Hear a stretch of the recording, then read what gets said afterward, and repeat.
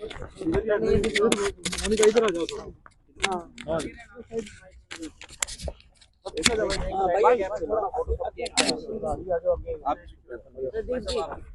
आप भी थोड़ा पीछे हो जाओ। एक साइड में कैंडिडेट आ जाए, थोड़ा सा पीछे हो जाओ। आप लोग पीछे हो जाओ, थोड़ा घूम जाओ। नहीं आ रहा है।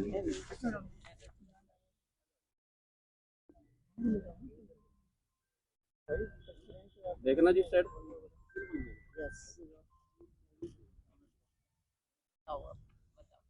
मामला ये चल रहा है, मैं स्पेसिफिक बी ग्रेड की जो भर्ती कर रही है जो ऑफिसर्स या असिस्टेंट प्रोफेसर्स के, उसमें ना जो 35% क्राइटेरिया लगा कर भर्ती नहीं कर रही, मास लेवल पे फेल कर दे रही है। जनरल की सीटों बाहर के बच्चे आ रहे हैं ज्यादा, और जो रिजर्व कैटेगरी के बच्चे ना के बराबर आ रहे हैं। और वो क्या ये दे रहे हैं कि आपको पढ़ाया नहीं गया, आप नालायक हो, आपकी यूनिवर्सिटी काबिल नहीं है। हाँ, हमने देखा ऐसी बातें कर रहे हैं। वो मेरिट में नहीं आ रहे, हमारे बच्चों में काबिलियत नहीं है, आपकी यूनिवर्सिटीज काबिल नहीं है। उन्होंने पूरे हरियाणा के एजुकेशन सिस्टम पे सवाल खड़ा कर दिया। और जो एक रिप्रेजेंटेशन की वो बात करते हैं उसको तो बिल्कुल ही एक तरीके से खत्म कर रहे हैं। ये देखो, इसमें पीसी 130 पद हैं और 40 पद हैं। पीसीए 300 के करीब, 47, एससी में 192 से 23, बीएससी में 200 से 6, ईडब्ल्यूएस में 196 से 44, और जनरल में भी बाहर के आ रहे हैं। मतलब हरियाणा का एक तरीके से टोटली वो नुकसान कर रहे हैं। रिसेंटली भी पंजाबी का रिजल्ट आया, आज ही आया। 24 पद थे, उनसे 11 जनरल की सीट थी, सभी बाहर के, और रिजर्व कैटेगरीज सभी खाली। तो देखो, अपने हर कैटेगरी के बच्चे, चाहे जनरल हैं, ईडब्ल्यूएस हैं, एससी हैं, हर किसी को जो पता नहीं सबका नुकसान। हरियाणा से पता नहीं दिक्कत क्या है। Absolute merit, not relative merit. Merit और इंग्लिश का तो हम जैसे 613 पोस्ट थी, 60 ओएससी की सीट थी, 60 पे 3 बच्चे लिए। मैम डीएससी की 60 सीट थी, 1 बच्चा लिया। बीसीबी की 85 सीट थी, 2 बच्चे लिए। सरासर नाइंसाफी है। और मैम जो बच्चे क्वालिफाई हुए हैं सब्जेक्ट नॉलेज टेस्ट के लिए, जो कैटेगरी वाले हैं वो बच्चे भी वो वाले हैं जो जनरल की मेरिट में आ गए थे प्री में।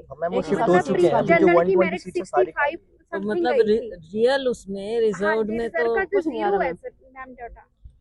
तो हमने आंसर सीट की डिमांड की, तो बोले कि आंसर सीट आपका जब एंट्री हो जाएगा तब आपको दिया जाएगा। सारे लगा दिए कि सब कुछ मुख्यमंत्री ने, कैबिनेट मंत्री ने फिर भी आरक्षण की हत्या कर रही है। आज टेक्निकल एजुकेशन के 2 लेक्चरर कैटेगरी का 2 कैटेगरी का रिजल्ट आया मैम। हाँ जी। और 2 में से कोई पास नहीं किया। अच्छा, सब फेल? सब फेल। आज रिजल्ट आया, आज दैनिक भास्कर में भी है, और सारे के सारे बच्चे फेल किए टेक्निकल एजुकेशन का लेक्चरर की भर्ती। और मैम जो कुछ विषय के जैसे इंटरव्यू हो चुके हैं तो उनका रिजल्ट आया, तो उसके बाद उनको जो आंसर शीट है वो दिखाई जाती है। वो उनको फिजिकल फॉर्म में ना दिखा के पीसी पे यानी कि कंप्यूटर पे की स्क्रीन पे दिखाई जाती है। और बच्चों मतलब अपने मार्क्स देख के वो शॉक हो गए। उनको एक में मतलब आउट ऑफ 10 1.5, 1.75, 2.5, 2.65 ऐसे नंबर दिए मैम, जैसे कि तोल के दिया हो नंबर। जी, जब ये लड़के बच्चे मिलने जाते हैं ना, उनकी क्या स्टेटमेंट है वो बताओ। वो तो उन वही तरीके से बात करते हैं मैम कि आप मान लो फेलियर हो, आपकी यूनिवर्सिटी से पढ़ाया नहीं गया, आपकी यूनिवर्सिटी इनकॉम्पिटेंट है, आपके प्रोफेसर ने आपको स्किल्स नहीं सिखाई। जब बच्चे काउंटर सवाल करते हैं तो इसका मतलब यूनिवर्सिटी बंद कर देनी चाहिए। इसका मतलब तो स्टेट ही बंद कर दो, वो कार्य को बेशक बंद कर दो, सरकार बंद करो।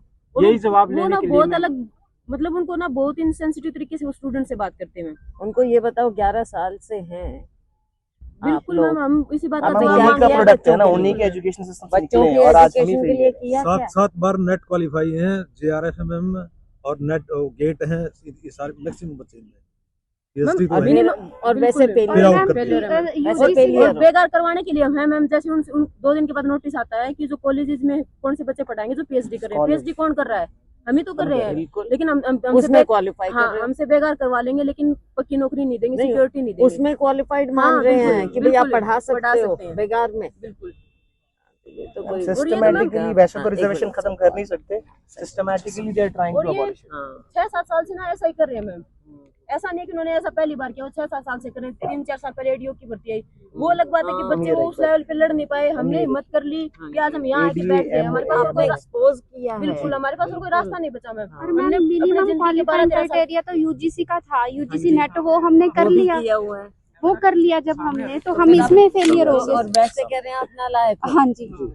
और सबसे बड़ी बात है इसमें जो टीचर हैं उनके ऊपर भी बात, एक कमेंट आया चेयरमैन, मैं भी असिस्टेंट प्रोफेसर हरियाणा गवर्नमेंट हमें ने, हम तो हम देख भी रहे जवाब लेने आए थे कि वो कौन से प्रोफेशन है जो हरियाणा से बाहर हैं और जिनको परम ज्ञान का परम अनुभव ले रखा है, तो हमें भी बताओ ताकि हमें अपने बच्चों की सीट भी चेक करनी है, हमें भी पता लग जाए कि पैरामीटर क्या है राइटिंग स्किल का, और हम भी थोड़े ज्ञानी हो ज्ञानी हो जाए। हम तो ये भी कह रहे हैं, इतना ही नाला है कि हमारी सीट पब्लिक कर दो, If we public are a कर दो ना, failure, पूरे हरियाणा को पता लगे। ट्रांसपेरेंसी भी मांग रहे जी, हैं। हाँ, बिल्कुल, हम सब कुछ कह रहे हैं। कि पता तो चले।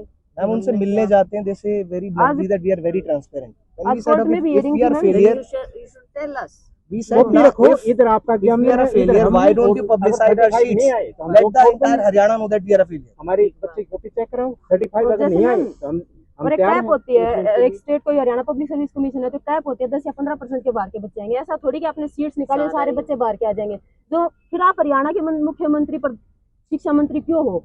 यूपीएससी को दे दो ना, ये एसपीएससी को बदल के यूपीएससी कर दो। 2024-25 के बैच में हरियाणा के बच्चे यूपीएससी क्वालिफाई करते हैं 58 बच्चे, और वो खुद एक्सेप्ट कर रहे हैं। यहाँ निकम्मे हाँ। 35 नहीं ले पा रहे हैं, और मुख्यमंत्री जी ने उनको वो किया है, सम्मानित किया है। उनको सम्मानित करेंगे और ये यहाँ पे जिस स्टेट का बच्चा यहाँ से गवर्नमेंट स्कूलों में पढ़ के सीजीआई की शोभित कर रहा है, उनके बच्चे 35 नहीं ले सकते।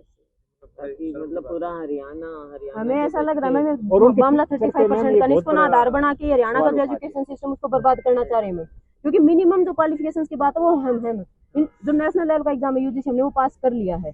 अब इनको काम था कि जैसे 613 पोस्ट आई हैं, तो जैसे 4800 बच्चे बैठे थे मैम, तो उसमें से 613 लगाने थे इनको, खाली नहीं रखनी थी पोस्ट, लेकिन इनके पास कोई आधार था नहीं।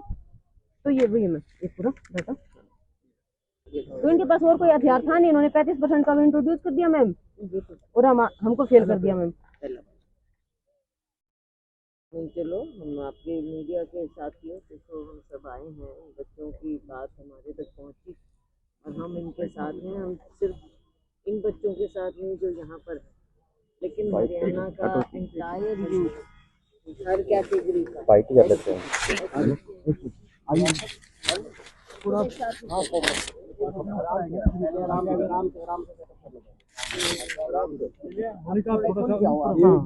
थोड़ा खुलो मीडिया एक साथ ही पूछ लेना। आज यहाँ पर आप प्रोटेस्ट कर रहे हैं लंबे समय से, आप क्या कहना चाहिए? बच्चों का प्रोटेस्ट करना जायज़ है। आप इनकी व्यथा समझिए, आप इन बच्चों के भविष्य के बारे में सोचिए, आप इनके माँ बाप के बारे सोचिए, और बल्कि मैं तो कहूँगी कि पूरे हरियाणा के बारे में जो हमारे बच्चे चाहे एससी के हैं, बीसी के हैं, या इवन जनरल कैटेगरी के बच्चे, जनरल कैटेगरी में भी आपने देखा कि बाहर के लोग आ जाते हैं, उनको नौकरी मिलती है। हमारे ये जो बच्चे हैं एससी बच्चे, अब आप देखो कि इनकी भी नौकरियां, इनको कहाँ आएंगी नौकरी? जो इतने क्वालिफाइड बच्चे हैं, यूपीएससी को तो ये कर लेते हैं, यूजीसी तक इनका ठीक रहता है, लेकिन अपनी स्टेट में इनको नालायक घोषित कर दिया जाता है और इनको ये कहते हैं कि आपकी एजुकेशन कुछ नहीं है, अब तक जो आपको शिक्षा मिली है कुछ नहीं है, हमारे जो यहाँ शिक्षक हैं वो बेकार हैं, हमारी यूनिवर्सिटियाँ बेकार हैं। तो मैं तो कहूँगी कि यहाँ की सरकार बेकार है। 11 साल से जो सरकार है, आज ये हमने अपने माथे पर कलंक लेना था अपने हमारे राज्य में कि हमारे बच्चे इतने निकम्मे निकले हैं पढ़ाई में कि वो अपने ही राज्य के इम्तिहान है उनको पहले चरण में ही फेल कर देते हैं। इनको कह दिया कि आप 35% भी नहीं ले पा रहे, आप फेलियर हो। और फिर ऐसे बच्चे जो पीएचडी तक कर रहे हैं, इनको कहा जाता है कि आप बेकार में बच्चों को पढ़ाओ, जाके मुफ्त में पढ़ा दो, उसके लिए तो आप क्वालिफाइड हो गए, लेकिन अपने ही राज्य में नौकरी पाने के लिए आप क्वालिफाइड नहीं हो। वहाँ पर आपको ऑफिशियली निकम्मा, नालायक घोषित किया गया। इस सरकार को जवाब देना होगा। हम खड़े हैं उनके समर्थन में। देखो, पॉलिटिक्स एक तरफ है, मैं तो समझती हूँ कि इनके लोग भी जो सत्ता पर, उनको भी सामने आना चाहिए अपने बच्चों के भविष्य के लिए। इसमें कोई राजनीति की बात नहीं है। अगर इनके साथ नाइंसाफ़ी है तो हम इनके साथ खड़े हैं, और वो नाइंसाफ़ी सारी दुनिया देख रही है कि कहाँ से इनको नौकरियाँ मिलेंगी। क्या ये बच्चों का यूथ ऐसे ही निकल जाएगा? इनके माँ बाप ने ऐसे ही सपने देखे हैं। और क्या हमारा राज्य भी सपने देखना बंद कर दे कि हमारे बच्चे आगे आए, बढ़ें, पढ़ें लिखें, आगे इनको अच्छी नौकरी मिले, आगे की पीढ़ी निकले। और जो हमारे गरीब तबके के बच्चे हैं, देखो उनके पास ना तो कोई ज़मीनें होती हैं, ना कोई बिजनेस होता है।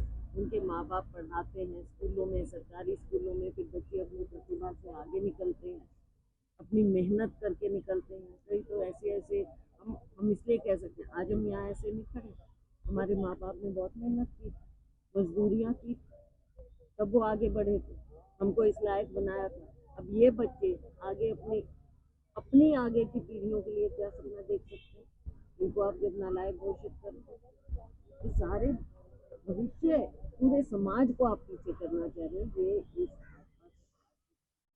हम चाहेंगे कि मुख्यमंत्री जी, एजुकेशन मिनिस्टर और पूरी ये सरकार हमारे बच्चों को जवाब दे, नहीं तो इनके बच्चों के साथ खिलवाड़ करना ठीक नहीं है। सरकार तो ये भी कह रही है कि बिना सब्सिडी जो हमने युवाओं को रोजगार देने का काम किया, ट्रांसपेरेंसी लेके आए हैं।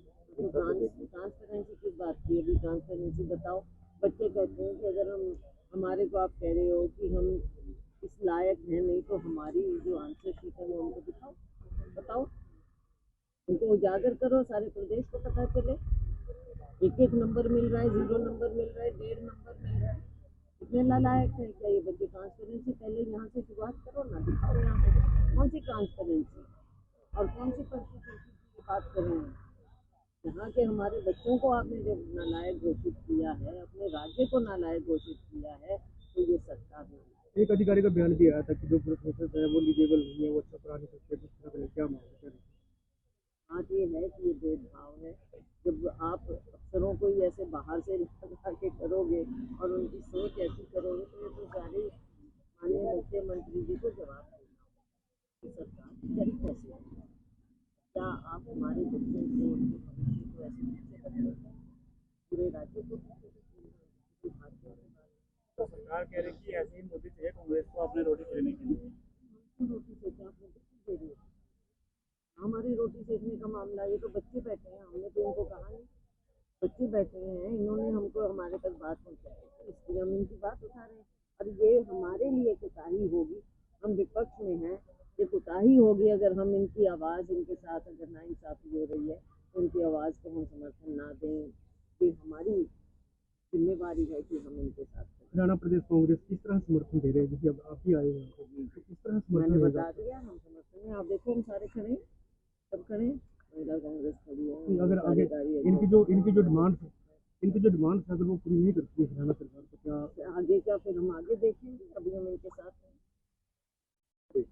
मुख्यमंत्री जी को मैं खुद इसको टेकअप करूँ। कल से ये भूख हड़ताल में घोषणा करी है। देखो हम तो चाहेंगे बच्चों की सेहत। मोदी का एक हरियाणा था ना, दिखा दो दिखा देते चलो पहले तो मैं सपने दिखाते हुए उसके बाद हम एकदम से कर देते थे। ये हमारा ना कोई शौचालय का प्रबंध उन्होंने किया है, वैसे टेम्परेरी सा किया है। वो सफाई का हमने खुद ही किया था मैम, उसके बाद भी ये हालत है वहाँ पे। देखो मैं ऐसे रह रही हूँ, वो पूरा बिल्कुल सफाई नहीं है वहाँ पे, बुरा ही हाल है। और इतनी सर्दी में पूरे 1 महीना हो गया इनको हम आपकी आवाज़ कई तो बीमार भी हो बिल्कुल मैम, जरूरत भी है क्योंकि मुख्यमंत्री से टेकअप करें। ये बात तो कि हमें नौकरी नहीं मिली, लेकिन ये नुकसान बहुत बड़ा है मैम। हमें नहीं मिली तो स्कूल कॉलेजेस भी खाली रहेंगे, हमारे आने वाली पीढ़ी है वो कहाँ हमारे हौसले को तोड़ दिया मैम। हम आगे फ्यूचर में हम किसको कहेंगे कि आप पढ़ लो, तुम्हारी पढ़ाई का फल मिलेगा? हमारा हिम्मत तोड़ दिया बिल्कुल हमने। जी मैम।